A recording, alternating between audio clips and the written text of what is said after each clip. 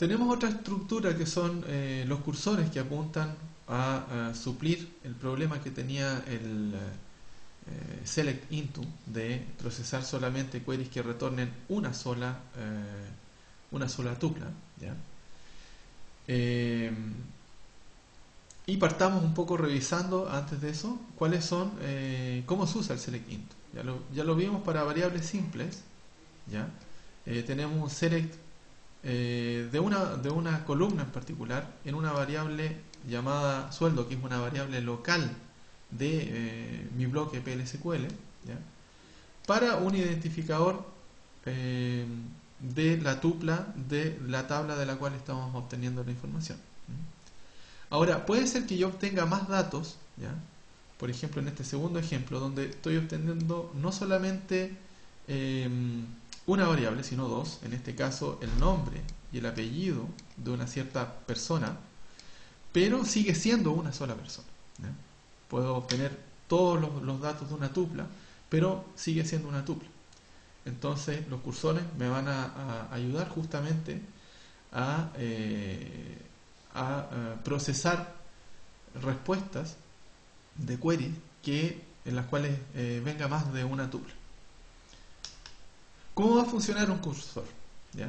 Un cursor es básicamente una estructura de datos que recibe múltiples tuplas, ¿ya? Cada tupla se va a procesar después individualmente, ¿ya? Es una especie de repositorio, pueden pensarlo como un arreglo o un buffer de datos, de tuplas, ¿ya? Las cuales yo voy a cargar desde una query y después voy a ir sacando una a una y procesándolas haciendo lo que yo necesite hacer. Entonces, ¿cuáles son los pasos de uso? Primero, se va a definir el cursor a partir de una query. Voy a asociar una query a un cursor, ¿ya?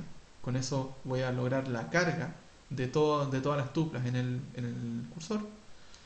Después voy a abrir, una vez dentro del cuerpo del bloque PLSQL, abrir el cursor, ¿ya? Con la instrucción open, y empezar a sacar una a una las tuplas con la instrucción fetch, ¿ya? Finalmente, cuando haya terminado de utilizar el cursor, voy a cerrarlo con la instrucción close. Veamos un ejemplo. Este bloque declara, aparte de un par de variables que están aquí, nombre, apellido, ¿ya?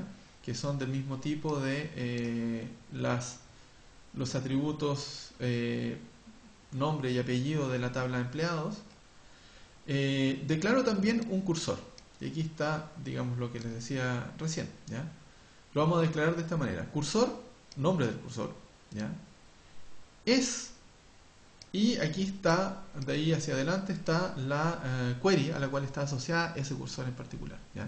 Entonces yo voy a obtener el nombre y el apellido de una tabla de empleados. Noten aquí que no hay ninguna restricción para que sea una tupla, entonces básicamente yo debiera obtener una serie de tuplas, ¿ya?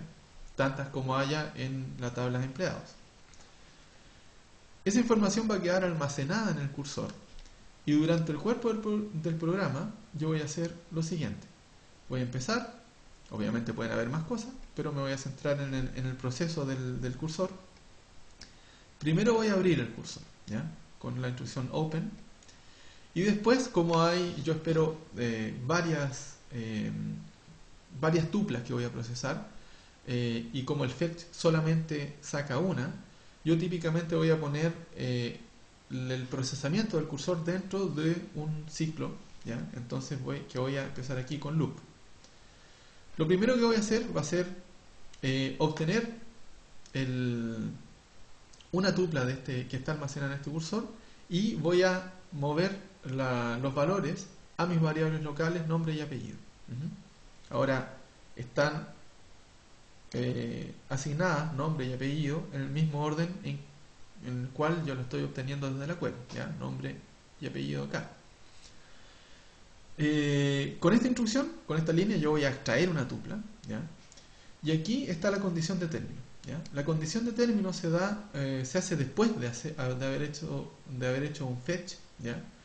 Y le estoy diciendo que salga del loop una vez que el método notFound asociado al cursor me indique que no pudo ser fetch, es decir, que ya se había sacado anteriormente la última tupla y ya no queda nada más. En caso contrario, es decir, si yo fui capaz de extraer una tupla, entonces voy a hacer todo lo que necesito hacer, que básicamente aquí es simplemente desplegarla por pantalla. Lo cual voy a hacer en esta línea. Voy a desplegar el nombre, espacio y el apellido. Y aquí termina el loop.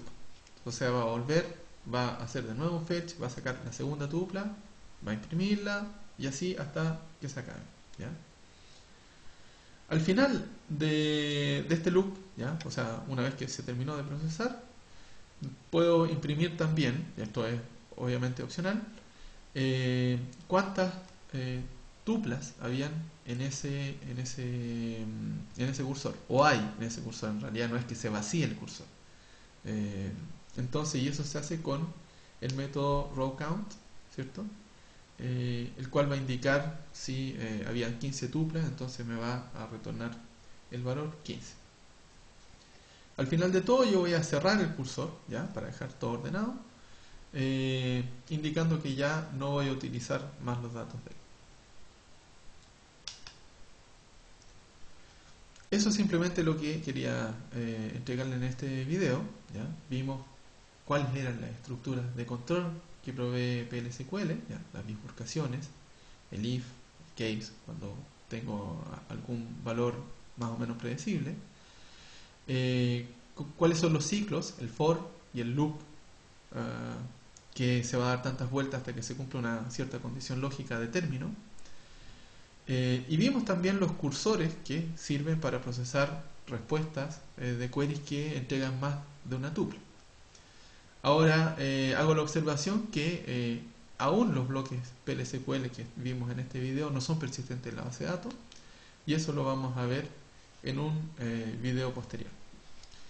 Gracias por ver y nos vemos en el próximo video.